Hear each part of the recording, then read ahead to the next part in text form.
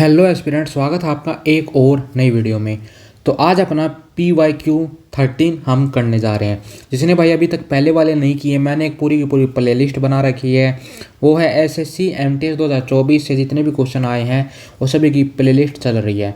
तो आज है हमारी वीडियो नंबर 13। और भाई टेलीग्राम पे ज्वाइन हो जाओ, वहाँ पर आपको इसको नोट्स मिल जाएंगे। टेलीग्राम का जो हैंडल है वो है, यही मेरे चैनल का नाम है, बस इसमें स्पेस नहीं है, एस्पिरेंट दैया यही है। और ये भाई अब तक के बेस्ट PYQ करवा रहा हूँ। जो भी भाई 12 वीडियो देख चुके होंगे उनको पता ही होगा भाई कितने अच्छे मैं PYQ करवा रहा हूँ। और मैं कौन हूँ? मैं हूँ MTS 2024 से सिलेक्टेड हूँ मैं।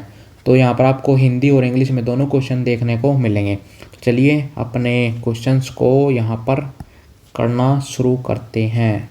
तो आप इतना क्वेश्चन पढ़िए, मैं इतना साफ कर लेता हूँ।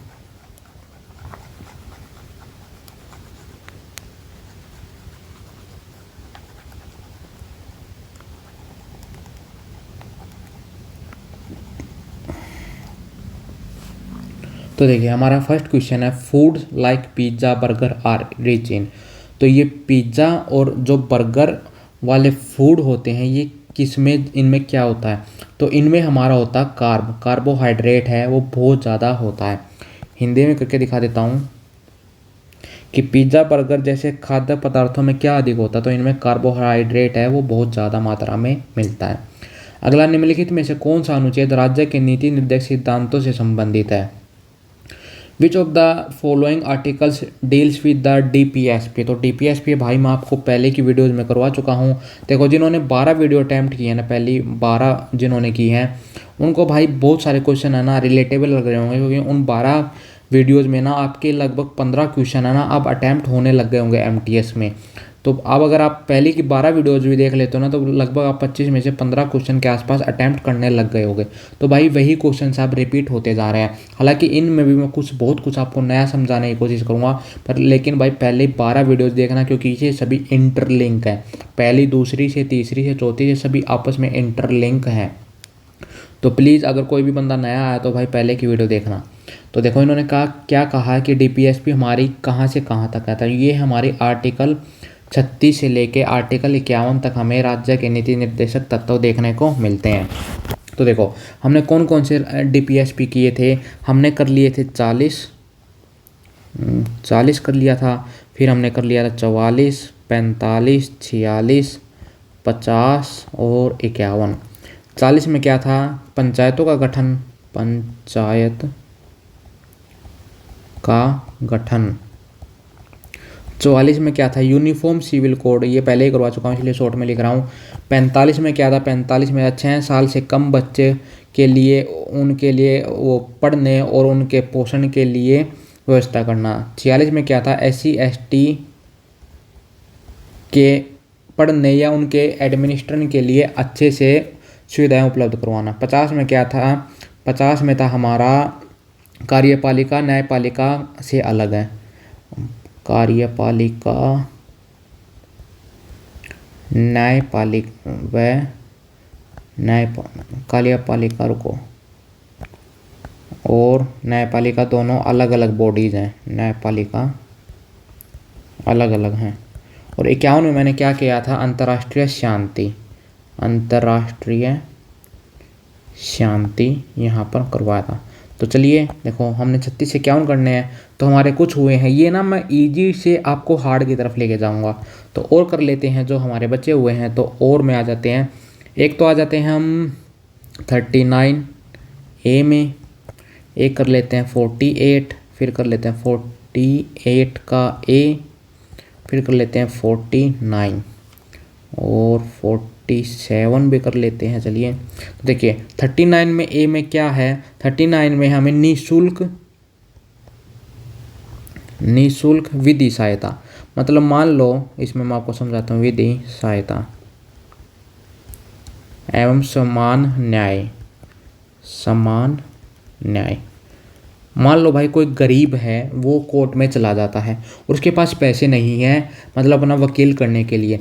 तो भाई राज्य का ये दायित्व बनता है कि उसको ना एक सरकारी वकील दिया जाए फ्री में। तो यही होती है निःशुल्क विधि सहायता। 48 में हमें क्या देखने को मिलता? 48 में हमें देखने को मिलता कृषि और पशुपालन संगठन। ये क्या होता है कि भाई जो राज्य के द्वारा ये लागू होते हैं कि कोई भी राज्य भाई कृषि के अच्छे से अच्छे बीज उपलब्ध करवाएगा अपने लोगों को, पशुपालन के लिए अच्छे से अच्छे बेहतर है इन्वायरमेंट देगा, तो ये 48 में आ जाता है। 48A में क्या आ जाता है? 48A में आ जाता है पर्यावरण का संरक्षण, पर्यावरण एवं वन्य जीवों का संरक्षण। मतलब भाई राज्य का ये दायित्व है कि वो अपने पर्यावरण का संरक्षण करे। हालांकि भाई देख सकते हो तेलंगाना में क्या हो रहा है, छत्तीसगढ़ में क्या हो रहा है, बताने की ज़रूरत नहीं है, वो भाई राज्य की अपनी है, तो पढ़ना तो पड़ता है यार। हालांकि देखो ना से ही बताऊं तो ये ग्राउंड पे रियलिटी कुछ अलग होती है, किताबों में कुछ अलग होती है। तो पर्यावरण एवं वन्य जीव, भाई बहुत सारे वन्य जीव हैं वो लुप्त होने के कगार पे, मतलब इतना ज़्यादा ध्यान नहीं दिया जाता यार, कति लुप्त हो जाते हैं ना तब दिया जाता है। पर 48 में क्या देखने को मिलता है? पर्यावरण एवं वन्य जीवों का संरक्षण। 49 में हमें क्या देखने को मिलता है? जो हमारे स्मारक हैं, जितने भी स्मारक स्थलों की रक्षा। मान लो भाई गांधी जी का कोई स्मारक है तो उसको हमें अच्छे से प्रिजर्व, मतलब अच्छे से रखना चाहिए कि वो उनके टूटा ना हो, या सुभाष चंद्र जी बोस का या भगत सिंह जी का, तो स्मारकों की हमें रक्षा करनी चाहिए। 47 में क्या है कि जितने भी न्यूट्रिशन है, nutrition and standard of living and standard अरे स्टैंडिंग क्या लिख दिया मैंने, स्टैंडर्ड ऑफ लिविंग है, वो लोगों का ना हमें बढ़ाना है। मतलब एक राज्य का कर्तव्य होता है कि जो न्यूट्रिशन जो उसकी जनता है और उनका स्टैंडर्ड ऑफ लिविंग, मतलब जीवन का जो स्तर है वो उनका अच्छा किया जाए। तो आज भाई हमको ये याद रखनी है, ये चार। देखो हमारी कहाँ तक हो गई? हमारी 45, देखो 44, 45, 46, फिर मैंने करा दिया आपको 47, 48 ये भी करवा दिया, 49, 50, 51। तो हमारी सीरीज 44 से आगे तो हो गई, फिर 39 हो गया, 40 हो गया, तो बीच की हैं वो अगले में हो जाएंगे, और आपका DPSP भी है वो ख़त्म करवा दूंगा। जैसे कि हमने फंडामेंटल राइट्स हैं वो थोड़े थोड़े करके पढ़े थे, आपको पूरे पूरे याद हो गए होंगे, तो ऐसे ही आपको याद रखना है। हालांकि पिछली वीडियो में हमने फंडामेंटल की रीट्स पढ़ी थी, तो मैं आपको वे रिवाइज करवा देता हूँ। तो हमारी आर्टिकल 32 के तहत हमें 5 प्रकार की रेट्स दी गई हैं जो कि सुप्रीम कोर्ट है वो लागू करता है। रिवाइज करवा रहा हूँ, पिछली वीडियो में करवा चुका हूँ। 226 में हाई कोर्ट भी ये रेट्स है वो दे सकती है। तो देखो हमारी एक तो क्या थी, एक तो थी बंदी प्रत्यक्षीकरण, बंदी प्रत्यक्षीकरण। इसमें क्या था कि भाई बॉडी लाओ, मतलब कोई भाई किसी को अगर जेल हो जाती है तो 24 घंटे के अंदर अंदर उसको न्यायालय में पेश करना होता है। अगर वो न्यायालय में पेश नहीं करते हैं तो जो सुप्रीम कोर्ट है या हाई कोर्ट है, दोनों ही रिट जारी करके कह सकते हैं कि भाई उन बंदी को हमारे पास, मतलब वो पास लेके आओ, पेश करो। दूसरा है परमादेश। परमादेश देखो निचली अदालत है जो निचली अदालत, मान लो सुप्रीम कोर्ट है वो भाई हाई कोर्ट को कह सकती है, हाई कोर्ट है वो अपने से निचली कोर्ट को कह सकते हैं, निचली अदालतों को कोई कार्य देना या दूर, निचली अदालतों को का, अरे यार क्या लिख दिया, का कोई कार्य करना या दूर रहने का निर्देश देना। देखो ये क्या होता है, कोई निचली अदालत है, मान लो भाई उसका कोई कार्य है, मान लो कोई केस चल रहा है भाई, आपका चल रहा है डिस्ट्रिक्ट कोर्ट में, तो भाई हाई कोर्ट सीधा कह सकती है छोड़ो इस केस को, तुम ना इसको मेरे को दे दो, मैं हैंडल करती हूँ। ऐसे भाई कोई हाई कोर्ट में चल रहा है तो सुप्रीम कोर्ट ना उस केस को अपने उस पास में बुला सकती है कि तुमसे नहीं होगा, मैं सुप्रीम कोर्ट में इसको चलाना है, अगर वो इसमें फंडामेंटल राइट के अंदर आता है। तो यही होता है परमादेश। अगला हमारा निषेध। मान लो कोई भाई निचली अदालत है वो अपने क्षेत्र से बाहर जाके काम कर रही है, मतलब हाई कोर्ट का जो एरिया है उसमें जाके ये काम कर रही है, तो निषेध कर सकती है कोई भी निचली कोर्ट को। अगला हमारे अधिकार परीक्षा। इसको कहते हैं वोरेंटो। ठीक है, ये वैसे करवा चुका हूँ भाई पहले, बस रिवाइज कर रहा हूँ। क्योवरेंटो में कहती है, मान लो कि आप किस अथॉरिटी से बैठे हो, मान लो कल को तुम इनकम टैक्स इंस्पेक्टर लोगोगे, तो भाई अगर तुम्हारे पास वो क्वालिफिकेशन है तभी तो लोगोगे, वैसे ही थोड़ी जाके उस पर बैठ जाओगे। हालांकि भाई कई जाके बैठ जाते हैं, तो यहाँ पर ना कोर्ट ऐसी सीधी रिट पास करती है कि भाई तुम किस अधिकार से बैठे हो उस कुर्सी पे, तुम्हारे पास क्या क्वालिफिकेशन है, क्या तुमने पेपर है वो दिया है। और लास्ट है हमारा प्रमाण पत्तर, ये इसको बोलते हैं सैरचूरी। तो इसमें क्या होता है कि जो मान लो किसी ने यहाँ पर हाई कोर्ट ने है या सुप्रीम कोर्ट ने कोई आदेश दिया है, मतलब कोई न्याय दिया है, उसमें सुधार कर सकती है ये अपने दूसरे पास बुला के, या निचली अदालतों का जो कार्यभार है वो अपने पास बुला सकती है। तो ये हमारी 5 रीट्स हैं, वो मैंने आपको अच्छे से समझा दी है। अगला हमारा क्वेश्चन है, जो दुर्ग बस्तर है, जो चंद्रापुर आयरन और बेल्ट लाइज इन। तो ये जो दुर्ग बस्तर है, ये बेल्ट है, अयस्क बेल्ट, आयरन बेल्ट है, कौन से राज्य में है। तो देखो ना, तो ये हमारी महाराष्ट्र और कर्नाटक में है। ये दुर्ग बेल्ट है छत्तीसगढ़, महाराष्ट्र, छत्तीसगढ़ और महाराष्ट्र बेल्ट है ये ना। तो ये छत्तीसगढ़ झारखंड बेल्ट नहीं है, तेलंगाना नहीं है, ये हमारी महाराष्ट्र और छत्तीसगढ़ बेल्ट। ठीक है, तो ये दुर्ग बस्तर है ना, ये हमारी छत्तीसगढ़ और महाराष्ट्र बेल्ट। एक हमारी छोटा नागपुर बेल्ट भी है, छोटा नागपुर बेल्ट। तो ये बेल्ट कहाँ पर पड़ती है, ये बैठती है हमारी झारखंड, उड़ीसा और वेस्ट बंगाल की ये बेल्ट है, छोटा नागपुर बेल्ट। अगर मैं मैप से दिखाऊं, रुको मैं मैप लाता हूँ, 1 मिनट रुको। तो देखो आपको दिख रहा है, ये झारखंड है, ये वेस्ट बंगाल है और ये उड़ीसा है। तो ये जो हमारी छोटा नागपुर बेल्ट है ना, यहाँ पर देखने को मिलती है, ये हमारा प्यारा भारत। तो आपको ये जो बेल्ट है यहाँ पर देखने को मिलती है। और जैसे कि मैंने बताया, दुर्ग बस्तर है वो आपको कहाँ पर देखने को मिलती है, वो यहाँ पर महाराष्ट्र और जो छत्तीसगढ़ डी बेल्ट है यहाँ पर आपको देखने को मिलती है। तो मैंने आपको अच्छे से समझा दिया। चलिए अपने दोबारा से चलते हैं। चलिए यार, इसमें ना बहुत ज़्यादा वो लग जाता है, मैं चलाता जाता हूँ। चलिए अगले क्वेश्चन की तरफ चलते हैं। अगला, दिसंबर 2022 में केंद्रीय कृषि मंत्रालय ने बांस क्षेत्र के विकास को सुव्यवस्थित करने के लिए एक सलाहकार समूह का गठन किया है। निम्नलिखित में से किसने समिति को मंजूरी दी। In December 2022, the Union Agriculture Ministry formed an advisory group for streamlining the development of the bamboo sector.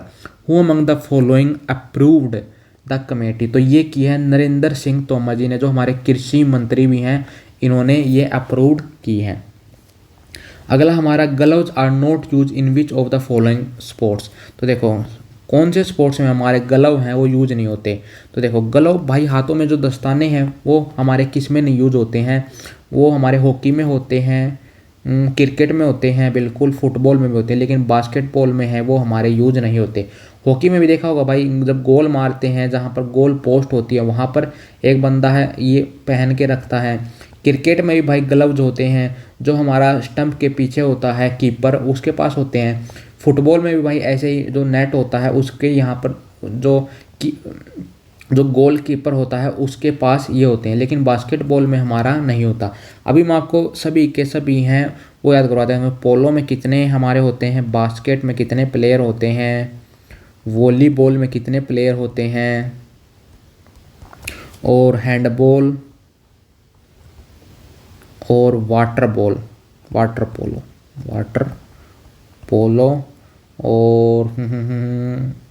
और बास्केटबॉल नहीं, बेसबॉल, बास्केट तो वही ना, बेसबॉल और सॉफ्ट बॉल। तो देखो पोलो में याद करवा दूँ, चिंता मत करना, 4 होते हैं, बास्केट में 5 होते हैं, वॉली में 6 होते हैं, हाथ 7 होते हैं और इसमें होते हैं 9। तो कैसे याद करोगे। तो देखो पोलो में आपको ना 4 ही अक्षर दिख रहे होंगे, तो पोलो में 4।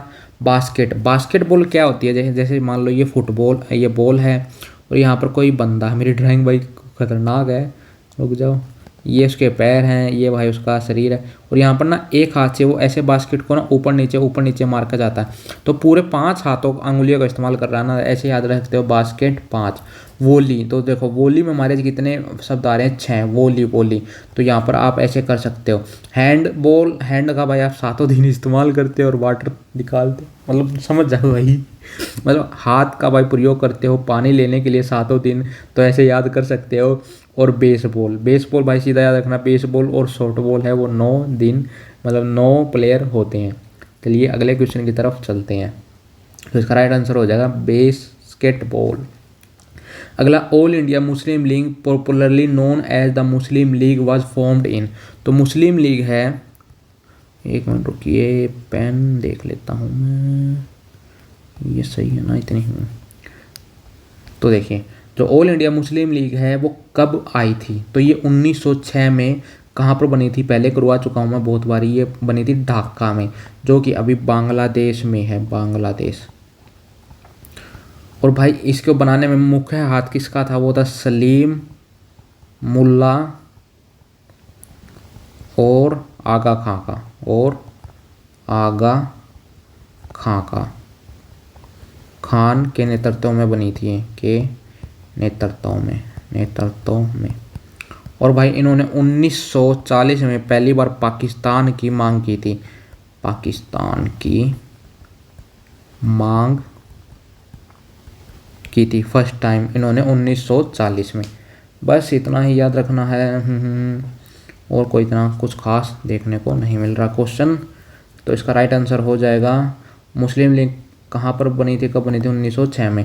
1905 में भाई आपको बताया था कि करजन ने है बंगाल का बंटवारा कर दिया था, लेकिन 1911 में आके भाई जो जॉर्ज पंजम था उसने इसको बंद कर दिया था। In which year was the Jammu and Kashmir legislative council abolished. तो ये कब एबोलिश्ड हुई थी भाई, 370 धारा हटाई गई थी ना, तो 370 धारा हटाई गई थी, ये 2019 में ही हटाई गई थी, 2019। अगला, विच of the following agencies is responsible for the operation and maintenance of the Hazira Vijaypur Jagdishpur pipeline. तो देखो निम्नलिखित में से कौन सी एजेंसी हजीरा विजयपुर और जगदीशपुर पाइपलाइन के संचालन और रखरखाव के लिए जिम्मेदार है। क्या वह हिंदुस्तान पेट्रोलियम है, gas authority of India limited है, इंडियन ऑयल कॉरपोरेशन लिमिटेड या oil and natural gas commission. English में करके दिखा देता हूँ। तो हिंदुस्तान HPCL है वो, GAIL है वो, IOCL है वो, ONGC है वो। तो वो कौन सी है, ये है gas authority of India limited. इसकी अरे रे रे भाई सब कुछ बिगड़ गया, एक मिनट रुको यार। कहाँ गया ये रहा। तो वो है राइट आंसर हमारा गेल।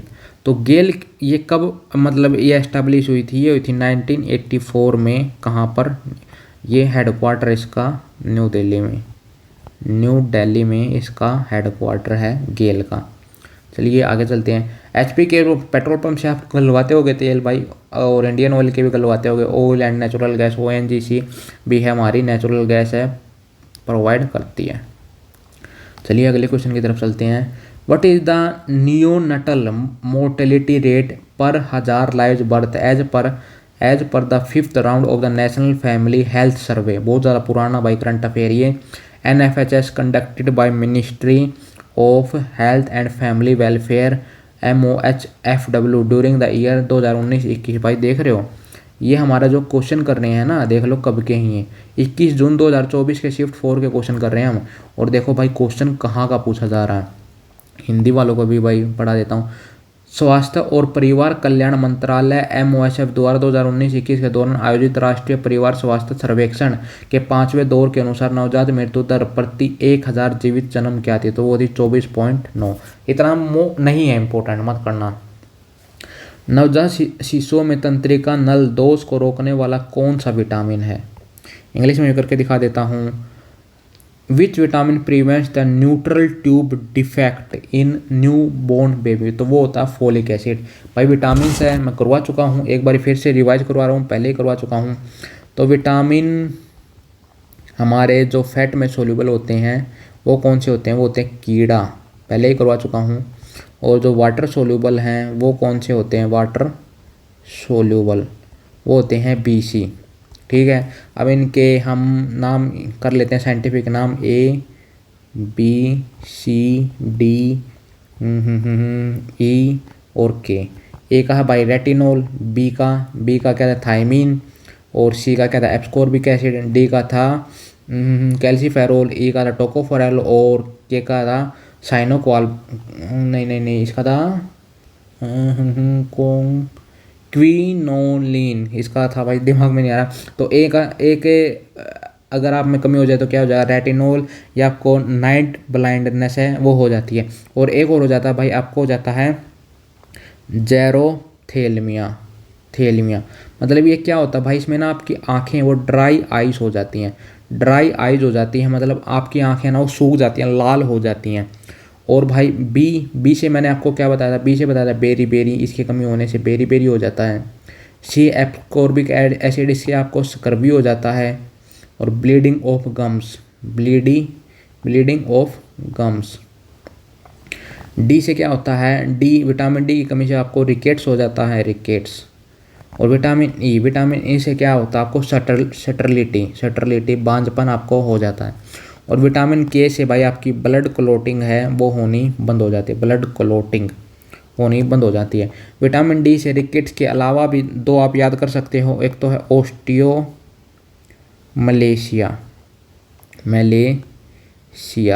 इसमें क्या होती है आपकी बोन्स है ना वो सॉफ्ट पड़ने लग जाती हैं, हड्डियां हैं वो सॉफ्ट पड़ने लग जाती हैं। और एक और ओस्टियोपोरस, इसमें क्या होता है भाई आपकी बोन्स में ना छेद हो जाते हैं, पोर्स हो जाते हैं, मतलब आपकी बोन्स में ना छोटे, मान लो ये आपकी बोन है तो इसमें ना छोटे छोटे छेद हो जाएंगे ऐसे। तो ये होता है। अभी हम विटामिन बी के भी काफ़ी सारे नाम होते हैं तो वे भी करवा देता हूँ साइड की साइड में। देखो विटामिन बी वन होता है एक, बी2 रिवाइज करवा रहा हूँ, पहले की वीडियो में करवा चुका हूँ, बी3, बी5, बी6, बी7, बी9 और बी11 नहीं बी12। तो देखो बी1 क्या होता है थायमीन, बी2 क्या होता है हमारा राइबोफ्लोविन, बी3 होता है नियासिन, बी5 होता है पेंटोथिमिन, बी6 होता है पायरो, बी7 होता है बायोटिन, बी9 होता है फोलिक या फोलेट जो कि हम नहीं किया है, बी9 होता है जो कि विटामिन होता है न्यूट्रल, प्रिवेंट्स करता है neutral tube defect in newborn babies को। और बी12 होता है साइनोकोबालमिन। ठीक है, तो आपको ये याद होने चाहिए थे, पूरा रिवाइज करवा दिया भाई, पूरे विटामिन देख रहे हो एक ही बार में। इतना भाई आप अगला क्वेश्चन पढ़िए, मैं इसको रफ कर लेता हूँ, जस्ट अ मिनट, मैं अभी रफ कर लेता हूँ इसको।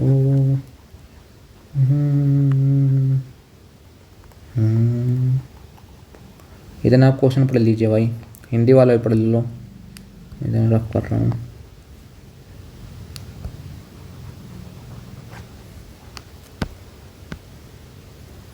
तो देखो दिल्ली नगर निगम संशोधन विधेयक 2022 के संबंध में निम्नलिखित में से कौन सा कथन है वो सही है। दिल्ली नगर निगम संशोधन विधेयक 2022 का 25 मार्च 2022 को लोकसभा में पेश हुआ था। विधेयक संसद द्वारा पारित दिल्ली नगर निगम अधिनियम 1967 में संशोधन करना चाहते हैं। विधेयक अधिनियम के तहत 3 नगर निगमों को एक निगम में बदल देता है जिसका नाम दिल्ली नगर निगम है। विधेयक में कहा गया है कि एक नए निगम में कुल सीटों की संख्या 250 से अधिक नहीं होंगी। इंग्लिश में करके बता देता हूँ। The Delhi municipal corporation amendment bill 2022 देखो इसमें हमें क्या पता करना है, विच of the following statement true पता करनी है ना। तो was introduce in the Lok Sabha 25 मार्च 2022, बिल्कुल ये हमारी सही बात है। अगला हमारा है the bill seeks to amend the Delhi municipal corporation act 1967 passed by the parliament. तो ये है ये हमारा नहीं है, ये हमारा गलत है, ये 1967 का थोड़ी ना। अगर the bill replaces the 3 municipal corporation under the act with 1 corporation, बिल्कुल ये सही बात है। The bill state that the total number of seats in the new corporation should not be more than 250, बिल्कुल ये भी सही है। तो हमारा कौन कौन सा सही हो जाएगा, 1 3 4। तो राइट आंसर हो जाएगा हमारा 1 3 4, ऑप्शन नंबर 2 ही है जो हमारा राइट आंसर हो जाएगा। अगला है libero is a special player plays in which of the following sports. तो ये लिब्रो है, ये कौन से खेल में खेला जाता है? तो भाई अभी बताया था ये है वॉलीबॉल में खेला जाता है। वॉली का मैंने आपको कैसे बताया था, इसमें होते हैं हमारे 6 प्लेयर। और भाई फुटबॉल में होते हैं हमारे 11 प्लेयर, क्रिकेट में भी हमारे 11 प्लेयर, हॉकी में भी हमारे 11 प्लेयर होते हैं। तो ये तीनों याद रखना। बास्केट बताया था ना 5 उंगलियों से, 5 उंगली, तो 5 उंगलियों का बास्केटबॉल। और हैंड बाई हैंड का आप सातों दिन इस्तेमाल करते हो क्या? वाटर पोलो खेलने के लिए, वाटर पोलो खेलने के लिए। और हमारा क्या था? बेसबॉल और भाई बेसबॉल और सॉफ्टबॉल। इसमें क्या है? इसमें हमारे 9 प्लेयर। और कबड्डी में हमारे कितने होते हैं? 7 प्लेयर होते हैं। तो अभी बस आप इतना ही याद रखिए, काफ़ी इजी तरीके से मैंने आपको समझा दिया। चलिए अगले क्वेश्चन की तरफ चलते हैं। Guntapalli chaitya Buddhist cave is situated in which of the following state? Guttapalli chaitya बौद्ध गुफा निम्नलिखित में से किस राज्य में? तो ये है आंध्र प्रदेश में। तो देखो इसको आप कैसे याद रखो, आंध्र प्रदेश की हमने एक ही ट्रिक बनाई हुई है अभी तक, अंधा। आंध्र प्रदेश को हम अंधा के नाम से जानते हैं। तो गुंटा कैसे याद रखें? गुंटा पल्ले, गुंटा। तो गुंटा से याद रखते हो घुटना, गुंटा से याद रखो घुटना। जो पल में है ना, पल में घुटना टूट जाता है भाई, अंधे लोग गिर जाते हैं, तो गुंटा से घुटना पल में टूट जाता है। तो ऐसे आप आंध्र प्रदेश को याद रख सकते हो। यहाँ पर बौद्ध गुफा है। आपको भाई जब आएंगे ना, ये मैं इतनी बार याद करवा दूंगा, चिंता मत करना, आपको आसानी से याद आ जाएगा। भारत के 4 मौसम में से कौन सा मौसम शामिल नहीं है? दक्षिण पूर्व मानसून, दक्षिण पश्चिमी मानसून, गर्म मौसम, ठंडा मौसम। देखो इंग्लिश में करके दिखा देता हूँ। तो देखो भारत में कौन सा मानसून है वो नहीं है। देखो भारत में गर्मियाँ होती हैं, 1 मिनट रुकिए। भारत में क्या होती हैं? गर्मियाँ बिल्कुल होती हैं। भारत में ठंड भी होती है। साउथ वेस्ट, तो देखो साउथ वेस्ट, और एक हमारा साउथ ईस्ट। तो हमारा साउथ ईस्ट से ना हमारा जो मॉनसून है, जो हमारा मतलब साउथ ईस्ट मानसून कोई होता नहीं, इससे थोड़ी ना था, हमारा यहाँ से मेडिटेरियन सी से उड़ के आती हैं। तो साउथ वेस्ट मानसून होता है, ईस्ट कोई मानसून नहीं होता। जो तो नोट अ पार्ट, तो ऑप्शन नंबर 1 है वो हमारा यहाँ पर राइट आंसर हो जाएगा। चलिए अगले क्वेश्चन की तरफ चलते हैं। Who requested the Syrian king to send a Greek philosopher? तो किन्होंने कहा था? सीरियाई राजा ने एक यूनानी दार्शनिक भेजने का अनुरोध किया था। तो वो किया था? बिंदुसार ने, बिंदुसार। चलिए अगले क्वेश्चन की तरफ चलते हैं। अगर हम यहाँ पर रुको, बुद्ध जी की मैं अगर आपको यहाँ पर निपटा देता हूँ बुद्ध जी को, तो देखो यहाँ पर आपको बौद्ध दिख रहे हैं, तो बौद्ध जी को हम शुरू कर लेते हैं। जस्ट अ मिनट, यहाँ पर ना बुद्ध जी के बारे में शुरू कर लेते हैं। तो महात्मा बुद्ध यहाँ पर स्टार्ट कर लेते हैं। मैंने पिछली वीडियो में कहा था कि मैं आपको शुरू करवा दूंगा महात्मा बुद्ध। तो देखो इनका जन्म है वो कब हुआ था? एक बार ये मैं इसको कुछ ऐसे बनाता हूँ, अच्छे से बनाते हैं भाई। महात्मा बुद्ध,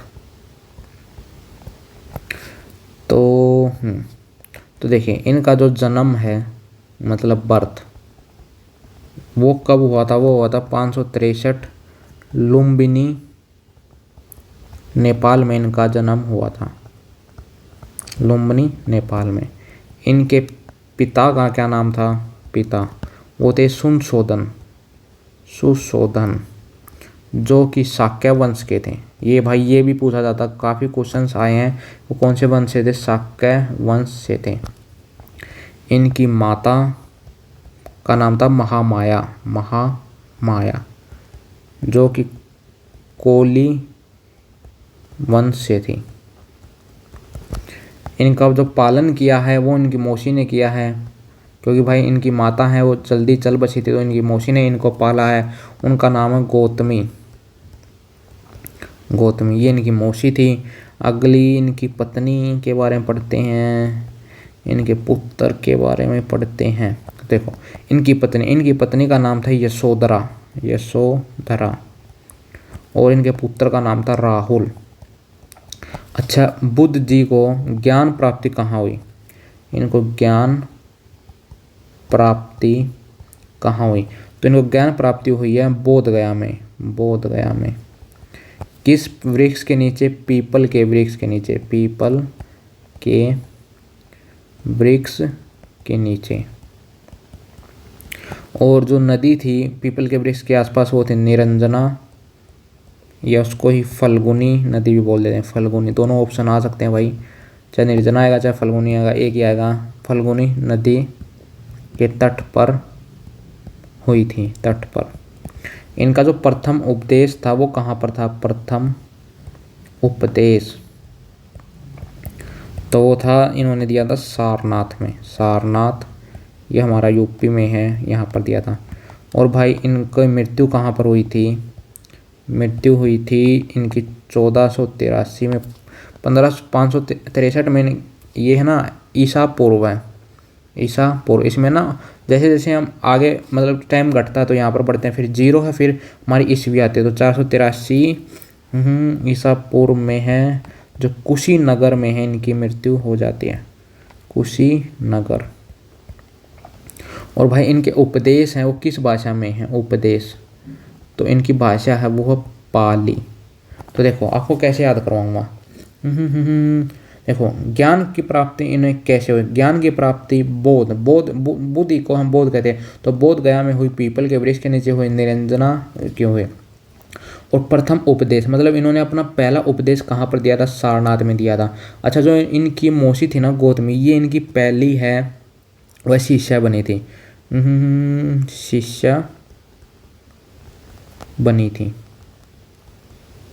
क्योंकि ना भाई जब इन्होंने घर का त्याग किया था ना बुद्ध जी ने, तो इनकी जो ये मौसी है ना भाई, इनमें इतना इनको मतलब आपस में इनका इतना वो हो गया था कि मतलब लगाव हो गया था कि ये भाई इनके पीछे पीछे आ गई थी।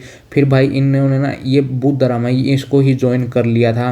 तो इनकी जो मौसी हैं इन्होंने इनका लालन पालन किया, ये अपने भाई पेटे से भी ऊपर मानते थे इनको। तो ऐसे ही भाई इनके पीछे पीछे आ गई और यही इनकी पहला शिष्या बन गई थी। तो महात्मा बुद्ध के बारे में भी मैंने आपको काफ़ी चीज़ें पढ़ा दी हैं। चलिए नेक्स्ट एक बार मौसम के बारे में बता दूं। देखो जो हमारा गर्म मौसम तो होता ही है, ठंडा मौसम होता है। एक बार रुपये मैं इसको ना एक बार इसको साइड में कर देता हूँ। तो देखो भारत में एक तो हमारा गर्म मौसम तो होता ही है और ये ठंडा मौसम होता है, लेकिन जो दक्षिण इंग्लिश में करता हूँ एक मिनट भाई। लेकिन जो हमारा साउथ वेस्ट होता है, देखो हमारा भारत क्या है यहाँ पर, ईस्ट वेस्ट नॉर्थ साउथ। तो जो हमारा ये साउथ वेस्ट है ना, ये हमारे क्या लेके आता है? ये हमें लेके आता है रेनी सीजन। रेनी सीजन लेके आता। और हमारा जो हमारे 4 सीजन होते हैं, एक होता हमारा, देखो ये तो रेनी सीजन, ये गर्मी ये सर्दी, फिर एक होता है हमारा पतझड़। पतझड़ झड़ उसको बोलते हैं हम रिट्रीटिंग मॉनसून। रिट्रीटिंग मॉनसून उसको हम बोलते हैं। तो ये यहाँ पर ये भी मैंने आपको पढ़ा दिया है अच्छे से। चलिए सीरियन किंग इन्होंने बिंदुसार ने मंगाया था, इसमें कुछ इतना ज़्यादा करने की जरूरत नहीं है। अगला, in which of the following year was the self respect movement started in Tamil Nadu region. तो सेल्फ रिस्पेक्ट मूवमेंट है तमिलनाडु में, वो कब शुरू हुआ था? वो हुआ था 1925 में।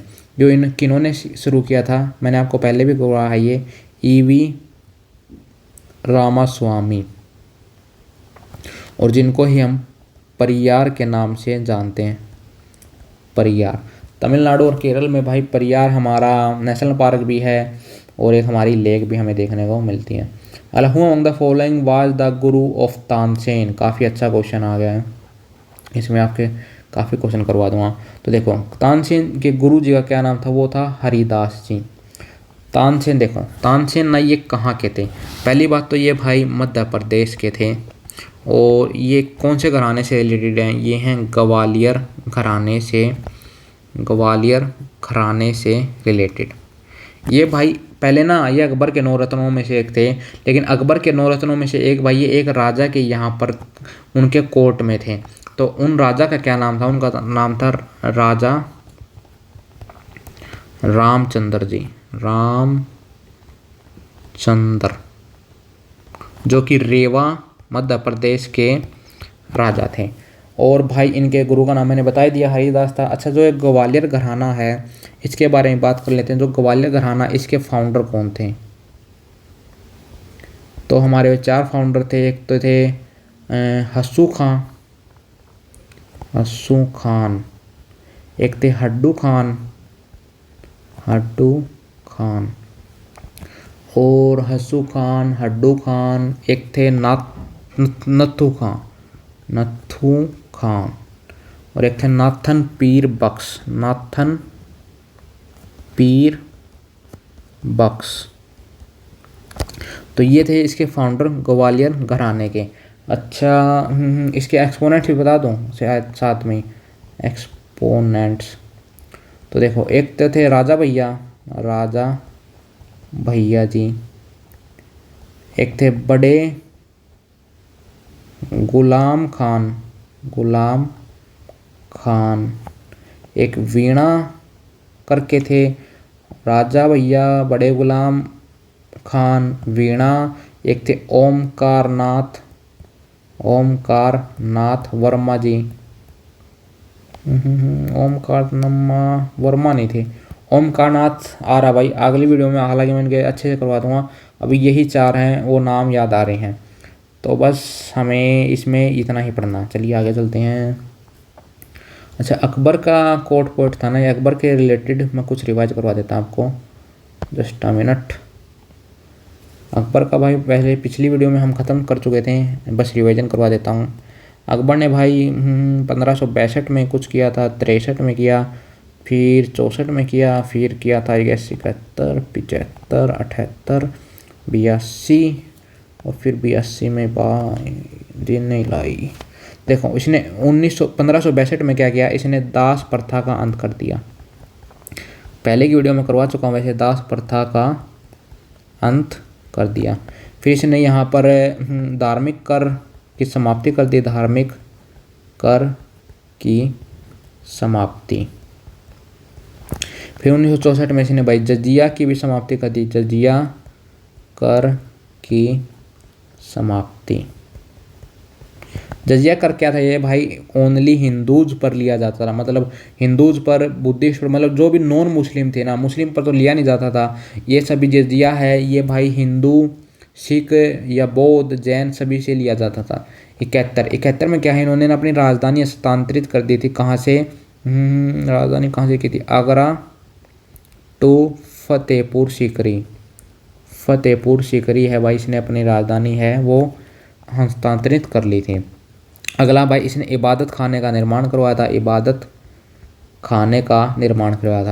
1978 में क्या था भाई, ये इबादत खाना ना सभी धर्मों के लिए खोल दिया था, सभी धर्मों के लिए खोल दिया था। फिर भाई यहाँ पर इसने इबादत खाना बंद कर दिया, जो इबादत खाना यहाँ पर शुरू किया था इसने यहाँ पर बंद कर दिया। और 82 में ही ने एक नए धर्म की वो शुरुआत की थी, वो था दिन ए इलाही नामक धर्म की स्थापना की थी। किसने? यहाँ पर अकबर ने। तो अकबर के बारे में भी बता दिया। चलिए अगले क्वेश्चन की तरफ चलते हैं। तो देखिए अगला क्वेश्चन भाई, गाँव के बच्चे जब ये कर जाएंगे, according to the Hindu calendar on which day does Holika Dahan take place. तो होलिका दहन है वो हमारी कब होती है? तो ये फागुन में होती है। होलिका कब होती है भाई? फाग खेलते हैं एक दिन पहले होती है, तो फागुन पूर्णिमा के दिन। अच्छा, फागुन अमावस्या, अच्छा फागुन पूर्णिमा, अच्छा भाई ठीक है, फागुन पूर्णिमा के दिन होती है, अमावस्या के दिन नहीं होती है। ये हमारी फागुन पूर्णिमा के दिन होलिका दहन होता है। भाई मैंने आपको करवाए थे ना, चलो हिंदी कैलेंडर फिर से रिवाइज करते हैं। हमारा पहले क्या आता है? चैत्र, फिर क्या आता है? बैसाख, फिर आता है जेठ, फिर आता आषाढ़, श्रावण भोले बाबा का दिन, फिर आता भाद्रपद, फिर आता अश्विन, फिर आता कार्तिक। इसमें भाई क्या आती है आपकी? दिवाली, और दिवाली आ जाती है, और आ जाती है छठ पूजा, और भाई इसमें ही आता करवा चौथ। ठीक है, चैत्र, बैसाख, जेठ, आषाढ़, श्रावण, भादवा, अश्विन और कार्तिक। बस आपको ऐसे याद करने हैं। चलिए आगे चलते हैं। Who among the following got defeated by Babur at Chanderi in 1920। भाई कितनी बारी करवा चुका हूँ, देख रहे हो वही क्वेश्चन आ रहे हैं। तो 1528 में तो बाबर ने भाई कितने युद्ध लड़े थे, 26 का, 27 का, ये बाबर नहीं अकबर, अरे बाबर हाँ, 28 29 कहाँ दिमाग है मेरा। 26 में पानीपत का पहला युद्ध जिसमें इसने किसको हराया था, इब्राहिम लोधी को। 27 में भाई चंदेरे का युद्ध इसमें किसको हराया था, राणा सांगा जी को। 28 में इसका हुआ था खानवा का युद्ध जिसमें इसने मैदनी, नहीं नहीं नहीं नहीं भाई 27 में कौन सा हुआ था, खानवा का युद्ध जिसमें इसने भाई किसको हराया था, राणा सांगा को। 28 में भाई चंदेरी का युद्ध जिसमें इसने मेदिनी राय को यहाँ पर हराया था। 19 में हुआ था चौसा का युद्ध। अरे रे यार क्या दिमाग चल रहा मेरा। खाना खाया, पानी पिया, खाना खाया, चांद देखा, घर गया, घग्गर, घग्गर ये ट्रिक थी इसकी। घग्गर का युद्ध यहाँ पर भाई इसने फिर से अफगानों को हराया। 30 में ये मर गया था। 1583 में भाई इसका जन्म हुआ था। 1593 में ये किसकी गद्दी पे बैठा था, ये फरगना की गद्दी पे बैठा था। कितने साल का था ये, जब 12 साल का था। क्वेश्चन आ चुका है। और भाई 1504 में, अरे यार 1483 है भाई, 1500 क्या लिख रहा हूँ मैं, 1483, 1494 और 1504 में ये काबुल की गद्दी पे बैठ गया था। बस यही याद रखना था। तुजुक ए बाबरी इसकी आत्म कथा है बाबर की, तुजुक ए बाबरी। उस ये किस में लिख के गया था, ये लिख के गया था भाई उसको तुर्की में। फिर फारसी में अनुवाद किसने किया था, ये मैं पहले ही करवा चुका हूँ। फारसी में अनुवाद किया था खाने खाना ने फारसी में अनुवाद किया था। भाई देख रहे हो 11:07 होगा, नींद आ रही है अभी, पढ़ाने का बिल्कुल मन नहीं हो रहा। अगला हमारा क्वेश्चन है which is a colourless odourless gas of alkane series of hydrocarbon with the chemical formula of C3H8। तो देखो एक तो हमारा C2 होता है, एक होता है C3, एक होता है C4। अरे यार C4, एक होती है C5। इनके अगर 2 है तो यहाँ पर आ जाएगा H6H8, यहाँ पर आ जाएगा H10H12। देखो C2H6 तो ये क्या होती है, ये होती है हमारी इथेन। देखो ये देखने को मिल रही है इथेन। अच्छा C3H8 ये क्या होती है, ये होती है हमारी प्रोपेन। फिर ये होती है प्रोपेन, और ये होती है हमारी बुटेन, और ये होती है pentane.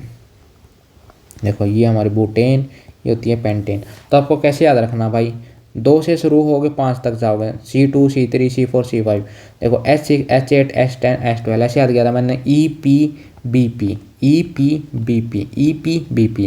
Ethane, propane, butane, pentane. तो ऐसे याद आप कर सकते हो। तो C3H8 क्या होता है, वो होती है हमारी प्रोपेन गैस। देखो ये ना एक तो कलरलेस होती है, और इसमें दुर्गंध नहीं होती है। इसमें भाई दुर्गंध मतलब मान लो ये लीक हो रही है, दुर्गंध तो होती है ना भाई, तो इसमें ना कुछ केमिकल मिलाया जाता है कि ये अगर ये भाई लीक हो तो हमें पता चल जाए। अगला who authored the autobiography the race of my life. भाई कितनी बारी करवा चुका हूँ, मिल्खा सिंह। मतलब ये ना अभी रिपीट होने लग जाएंगे।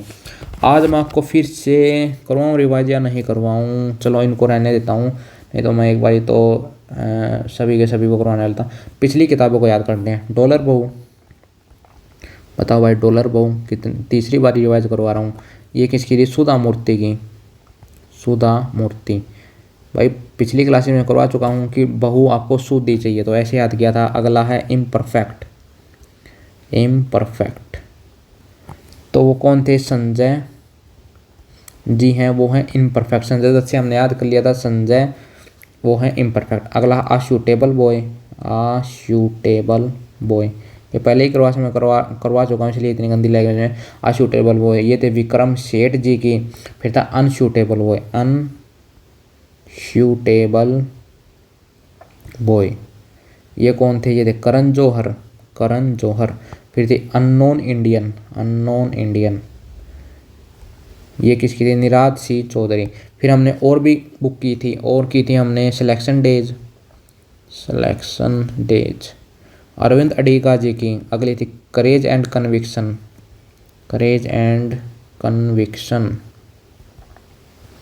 विजय जी की द करेज चाहिए हमें विजय के लिए। अगली है handful of nut, handful of nuts, ये किसकी थी? रस्किन बॉन्ड की। अगली थी हमारी और क्या है थी? हैंडफुल ऑफ, चलो रस्किन बॉन्ड की भी मैंने आपको कई पुस्तकें हैं वो करवाई थी। बताओ, the room on the roof, angry river, Delhi is not far, the blue umbrella, ये 4 बुक तो हमने एक सीधी याद की थी। फिर अगली 4 बुक हमने कैसे याद की थी? The girl in the train, अरे यार अच्छा पेन चलेगा ही नहीं, रुको। The girl in the train, the great train story, और तीसरी हमने की थी रोड टू मसूरी, और एक थी टाइगर इन द टनल। तो इनकी 8 से 9 बुक हैं हम कर चुके हैं। तो और किन की, चलिए और मैं बुक्स करवा देता हूँ आपको नई, जस्ट अ मिनट, मैं आपको कुछ नई बुक्स हैं वो करवाता हूँ। एक तो हमारी मुद्रा राक्षस, मोस्ट इम्पोर्टेंट बुक्स हैं ये गाइज, प्लीज़ इनको मैं याद तो करवा ही दूंगा पर आपको इनको बिल्कुल रट्टा मार लेना। वो है विशाख दत्त की, विशाख दत्त। अगली है राज तरंगिणी, तरंगिणी, राज तरंगिणी, वो किन की है? कलहण की, कलहण। अगली है कथा सरित सागर। देखो भाई मैं मेरी ना थोड़ी जो स्पेलिंग्स है वो गलत होती हैं। ये है सोमदेव की, सोमदेव की। अगला है कामासूत्र, कामासूत्र, ये किन की है? वात्स्यायन की, वात्स्यायन। अगली है नाट्य शास्त्र, नाट्य शास्त्र, ये तो भाई रटवाई हुई है, किन्होंने बताओ? परमार सर ने। नाट्य शास्त्र है भरत मुनि, भरत मुनि जी की। अगली है सौपन वास दत्तम, दत्तम, ये है भाष्य जी की। और अगली है बुद्ध चरित, बुद्ध चरित, बुद्ध चरित्र किसने लिखा था? अश्वघोष ने, अश्वघोष ने। और चलो पहले इनको करो। तो देखो मुद्रा, मुद्रा पैसा होता है ना, मुद्रा, मुद्रा किसके पास है?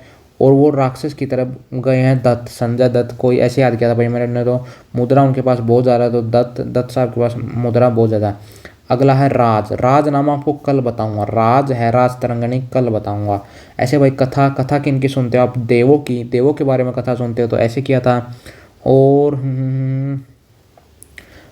काम, काम, काम आप कब करोगे? काम करोगे आप शाम को, श्याम, काम है शाम को करूँगा। अगला है नाटक, नाटक, नाटक करते हो भरत, भरत, देखो भरत का कैसे किया था मैंने नाटक, भरत का, जो श्री राम के भाई हुए थे भरत, तो उनका नाटक किया था।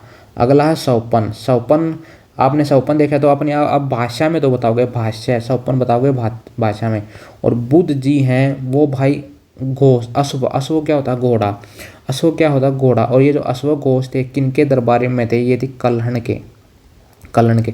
तो बुद्ध जी ने अश्व के ना कान, कान है कलहण, कान है वे घुमा दिए थे। तो मैंने तो ऐसे याद किया था भाई, कान पकड़ लिए थे या कान घुमा दिए थे।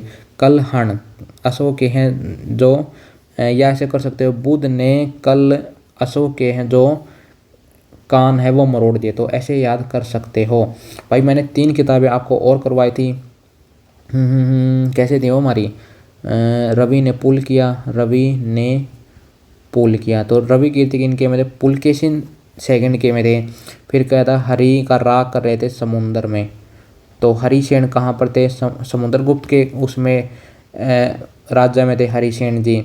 और इनका प्रयाग प्रशस्ति में लिखा हुआ है। और हर्ष का बाण, हर्ष का बाण, तो हर्षवर्धन के राज्य में कौन थे? बाण भट्ट थे। इनकी 2 किताबें थी, एक थी कादंबरी, कादंबरी, और एक थी हर्षचरित। हर्ष जी की भी 3 किताब थी, एक तो रात को नाग देख लिया, रत्नावली, प्रियदर्शिका, और रत्नावली, प्रियदर्शिका और नागनंदा। तो ऐसे हमने याद की थी। हालांकि एक बंदे की और करवा देता हूँ, काफ़ी इम्पोर्टेंट है, वो है जेन ऑस्टिन की, किताबें ना भाई बहुत ज़्यादा पूछी जा रही हैं हर एक पेपर में।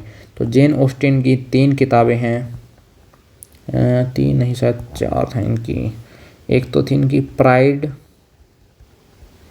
एंड प्रीजज, ये भी याद करवा दूँ, चिंता मत करना, प्रीजुडिस।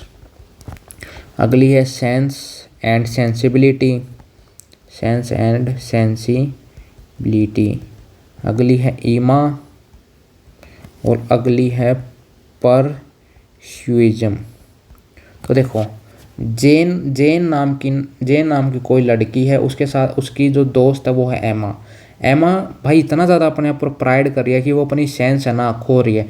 जेन कौन है? जेन की दोस्त है एमा। जेन की दोस्त है एमा, उसने ना भाई अपने ऊपर इतना ज़्यादा प्राइड कर लिया कि उसकी सेंस है वो खो चुकी है और वो अपने आप को ना जीवन में परस्यू नहीं कर पा रही है। तो आपको ऐसे इनकी किताबें हैं वो याद हो जाएंगे। चलिए अगले क्वेश्चन की तरफ चलते हैं।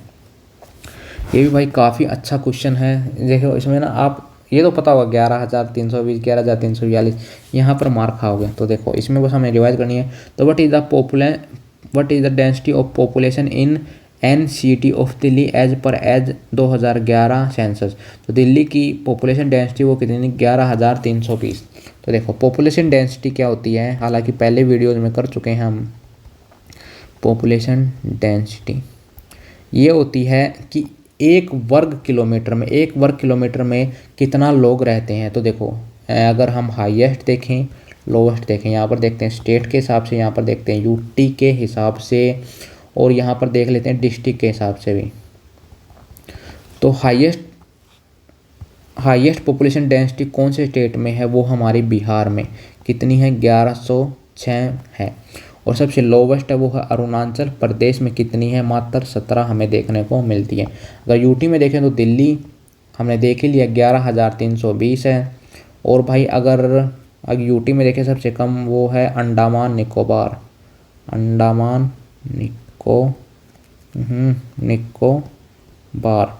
आई गेस यहाँ पर 46 है, 46 के आसपास है। और डिस्ट्रिक्ट में सबसे ज़्यादा थाने में, और सबसे कम है दिबांग वैली में सबसे कम हमें देखने को मिलती है। और अब कर लेते हैं हम लिटरेसी रेट भी। मैं आपको ना बिल्कुल याद करवा के छोड़ूंगा भाई। अगला कर लेते हैं हम लिटरेसी रेट। डेंसिटी तो हमने कर ले। और अगर हम देखें डेंसिटी से कुछ याद आ रहा है क्या मेरे को? डेंसिटी से एक मिनट रुको गाइज। हाँ डेंसिटी से एक चीज़ और याद आ गई। अगर पॉपुलेशन डेंसिटी देखें 2001 में और देखें 2011 में, तो 2001 में हमारी पॉपुलेशन डेंसिटी कितनी थी? वो थी 2011 में तो थी 382 और 2001 में थी 325। तो ये बात और याद रखनी है। अभी आ जाते हैं लिटरेसी रेट पर। लिटरेसी रेट क्या है भाई? जो 6 साल से बड़ा किसी कोई 22 भाषाओं में से, जो कि हमारी सूची 22 में दी हुई है, अरे सूची 8 में दी हुई है 22 भाषाएं, उनमें से कोई सी भाषा लिखनी या पढ़नी आती हो, बस उसको मतलब ना अपना साइन करना, तो वही पढ़ा लिखा हो जाएगा। तो भारत की जो लिटरेसी रेट है वो कितनी है? 2011 के सेंसस के अकॉर्डिंग वो है 74.04। यहाँ पर मेल्स की कितनी है? वो 82 और फीमेल्स की कितनी है? 65। अभी आ जाते हैं वही हाईएस्ट, लोवेस्ट, स्टेट, यूटी और डिस्ट्रिक्ट। तो देखो सबसे ज़्यादा जो हाईएस्ट है स्टेट की लिटरेसी रेट है वो केरला की। कितनी है? 94%। अगर लोवेस्ट देखें तो है बिहार की, 61% के आसपास है। अगर यूटी में देखें तो सबसे ज़्यादा है लक्षद्वीप की। कितनी है? 91.4 है शायद इसकी, 91.4 के आसपास है। और अगर देखें सबसे कम है दादर और नागर हवेली की, हवेली की। देखो दादाजी है ना कम पढ़े लिखे थे, दादर नागर हवेली ऐसे याद कर सकते हो। और डिस्ट्रिक्ट में देखें तो हाईएस्ट है सरचिप मिजोरम की। और लोवेस्ट की देखें तो आलम राजपुर मध्य प्रदेश की है। सबसे कम हमें लिटरेसी रेट डिस्ट्रिक्ट में देखने को मिलती है। चलिए अगले क्वेश्चन की तरफ चलते हैं। अगला भी भाई काफ़ी पुराना करंट अफेयर है। Who launch the capacity building plan CBP for government employees in September 2023? Hindi में करके दिखा देते। Who launch the capacity building plan for, अच्छा हिंदी में नहीं हुआ क्या? अरे यार जस्ट अ मिनट। सितंबर 2023 में सरकारी कर्मचारियों के लिए क्षमता निर्माण योजना CBP किसने शुरू की थी? तो वो की थी जितेंद्र सिंह जी ने शुरू। काफ़ी पुराना करंट अफेयर है 2025 के एग्ज़ाम के हिसाब से। भाई SSC पता आपको कैसे पेपर बनाती है। तो हिंदी में देख लो। भारत के निम्नलिखित शास्त्रीय नृत्य रूपों में से कौन सा नृत्य संगीत और अभिनय का मिश्रण है और कहानियों और नाट्यकरण करता है, जो अधिकतर भारतीय महाकाव्यों से अनुकूलित है? Which of the following classical dances forms of India is a blend of dance and acting and dramatic stories which is most adapted in the Indian epics? तो है कथकली। तो देखो, एक ना हमने कथकली कर चुके हैं, मणिपुरी कर चुके हैं, कथक कर चुके हैं। अब आ जाते हैं ओडिसी पे। ओडिसी के हम एक्सपोनेंट्स वो देख लेते हैं। ये हमारे ओडिसी के।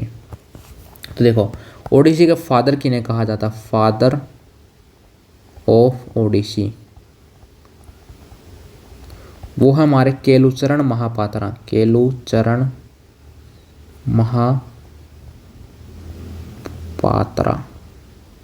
तो देखो, जिसके भी पीछे आपको ना महापात्रा दिख जाए या मोहंती दिख जाए, मोहंती, तो ये ना भाई दोनों ही है ना सीधा आप ओडिसी बिना देखे मार सकते हो।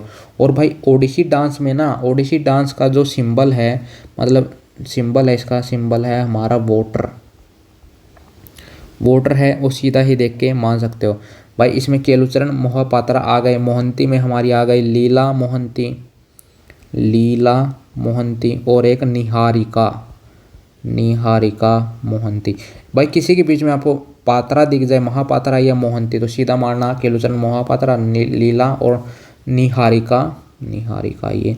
और भी मैं कुछ बता देता हूँ आपको। अच्छा, महापात्रा में एक दो नाम और लिख लो आप। एक तो लिख लो सुजाता मोहपात्रा, ये नाम भी बस आप याद लिख लो। अच्छा, और हम इनके एक्सपोनेंट कर लेते हैं 1 2 3 4 5 और आगे याद आएंगे। एक तो है इनकी शगुन भूटानी, एक है मधाबी मुडगल, एक है गंगाधर प्रधान। अगली हैं बिजायनी सत्यपति। उससे अगली हैं संजुक्ता पानी गरई। उससे अगली हैं सुधाकर साहू। चिंता मत करो भाई, याद करवा दूंगा। अगली हैं सुतप्पा तालुकदार। तो देखो, मोहंती और मोहापात्रा ये तो आपको याद रखने ही रखने हैं। तो इनको कैसे याद रखोगे? तो ट्रिक बनाई है मैंने। उड़ी शगुन संजू के साथ गंगाधर पर बीज में मैड हो गई। तो देखो कैसे याद किया मैंने। शगुन से तो आपको, रुको मैं यहाँ पर पेन चैनल, शगुन, तो शगुन से आप शगुन भूटानी याद कर सकते हो। संजू से आप याद सकते हो संजुक्ता पानी गरई, और के साथ गंगाधर से आप याद रखते हो गंगाधर प्रधान जी। और पर बीज से याद रखते हो बिजायनी सत्यपति। और बीच में मैड हो गई, मैड, मधाबी, मुडगल आप ऐसे याद कर सकते हो। और उड़ीसे उड़ीसा, उड़ीसा ओडिसी याद हो जाएगी। और जो सुदंता साहू और सुतपा तालुकदार है ये आपको याद करने होंगे। अब देखो हम कैसे याद करते हैं, जस्ट अ मिनट। हमने भाई किन किन के याद किए थे, कत्थक याद किए थे, करवाता हूँ रिवाइज, चिंता काहे कर रहे हो। कत्थक, कथा, कथा अस्ताना, अस्ताना सिस्टर्स थी, फिर सितारा देवी थी, सितारा देवी, फिर हमारे महाराज थे, महाराज, कौन कौन से महाराज थे, बिरजू, लच्छन और बिरजू, अच्छन महाराज और लच्छू महाराज, लच्छू और अच्छन, ठीक है। फिर हमारे प्रसाद थे, कालका प्रसाद, ईश्वरी प्रसाद, और कालका प्रसाद, ईश्वरी प्रसाद और नारायण प्रसाद, ठीक है। और भाई ये मंगल होता है, मंगल, कुमकुमधर, कुमकुमधर थी, नारायण जी थे यहाँ पर, नारायण जी, धन की प्राप्ति होती है, धन, और क्या था भाई, धन की प्राप्ति होती है, काफ़ी नाम हो गए। कत्था का भाई 3 यहाँ पर घराने होते हैं, लखनऊ घराना, बनारस घराना, लखनऊ घराना, लखनऊ, बनारस और जयपुर। जयपुर घराने का फाउंडर कौन है, जय भानु जी। बनारस के हैं कालका प्रसाद जी। और लखनऊ के हमारे एक तो वाजी बाजी, लक आपका वाजी बाजी होगा, और एक ईश्वरी प्रसाद जी भी इस घराना के हैं। पैटर्नाइज किन्होंने किया था, ये किया था वाजिद अली जी ने ही, जो कि मुग़ल घराने से थे। और हमने कथक कर लिया, उसके बाद करते हैं, कथक के बाद कर लेते हैं भरतनाट्यम। भरतनाट्यम के एक्सपोनेंट्स मैं पहले ही करवा चुका हूँ, बस रिवाइज करवा रहा हूँ। ये 1910 में किन्होंने इसको बैन कर दिया था, अंग्रेज़ों ने इसको एक हारिया भी कहते हैं और सादीर भी कहते हैं। और इनके एक्सपोनेंट्स कर लेते हैं, इनके एक्सपोनेंट थे एक तो अलारम वैली, ऊपर ले चलता हूँ, भारत के लोग क्या लगा के सोते हैं, अलारम वैली।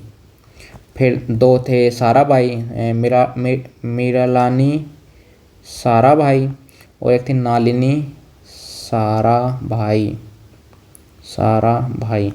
फिर मीरालानी साराभाई, एक थी पद्मा सुब्रमण्यम, पद्मा सुब्रमण्यम। फिर 3 थी मीनाक्षी यामिनी, मीनाक्षी थी, यामिनी थी और रुक्मणी, मीनाक्षी, यामिनी, रुक्मणी देवी अरुंडल, ठीक है। यामिनी कृष्णा मूर्ति थी, ये कृष्णा मूर्ति। और कोई नाम याद आ रहा है, और हेमा मालिनी जी भी भरतनाट्यम से, हेमा मालिनी। और कौन थी, हेमा मालिनी थी, और थी नर्तकी नटराज, नर्तकी नटराज, ठीक है। उसके बाद हमने कौन कौन से किए थे, भरतनाट्यम हो गया, कथक हो गया, उसके बाद किया था सत्रिया। सत्रिया के मैं लिखवा देता हूँ, सत्रिया। सत्रिया 2000 में हमारा एक क्लासिकल डांस बना था, 8वें नंबर का, कहाँ पर है, असम में है। उसके एक तो थे जतिन गोस्वामी जी, जतिन गोस्वामी, एक थी अनीता शर्मा, अनीता शर्मा, एक थे भूपेन हजारिका, जिन्हें 2019 में भारत रत्न भी मिला था, भूपेन हजारिका। और एक थे पुष्पा, पुष्पा करके, और थे अनीता शर्मा, भूपेन, एक थे घंटा कांता पूरा। तो ये हमने याद हो गए, सत्रिया हो गया, भरतनाट्यम हो गया, कथक हो गया, और क्या कहता है, अच्छा मणिपुरी भी कर लिया था हमने, मणिपुरी, रुको रुको रुको, पेन कौन सा लूँ, मणिपुरी, मणिपुरी। एक तो इसके थे गुरु बिपिन सिंह, गुरु बिपिन सिंह, जिन्होंने मणिपुर के राजा थे, इनको क्या कहा था, इनको कहा था हंजाबा, और एक थी निर्मला मेहता, निर्मला मेहता, चारू माथुर, चारू माथुर। फिर एक थी देवयानी, देवयानी। और भाई देवी देवी आता था जिनके पीछे, बिंबावती देवी, बिंबावती देवी। और मणिपुर से ही कौन थी, झावेरी सिस्टर्स, झावेरी सिस्टर्स। और मणिपुर की फॉर्म थी टांग था, टांग था, चोलोम, चोलोम, जागोई, जागोई, लाई हरोबा, लाई हरोबा। अच्छा मणिपुर ही कौन सा डांस फॉर्म है इसमें, रासलीला डांस फॉर्म है, रासलीला जो श्री कृष्ण जी और राधा मैया के बारे में दिखाता है। तो हमारा भरतनाट्यम हो गया, कथक हो गया, सत्रिया हो गया, मणिपुरी हो गया, ओडिसी हो गया आज, और कथकली, कथकली करवाया क्या मैंने, कथकली, एक मिनट रुकिए मैं उसके एक्सपोनेंट्स हैं याद कर लेता हूँ। या आंध्र प्रदेश करवाया मैंने, आंध्र प्रदेश का। चलो वो बाद में करेंगे। कथकली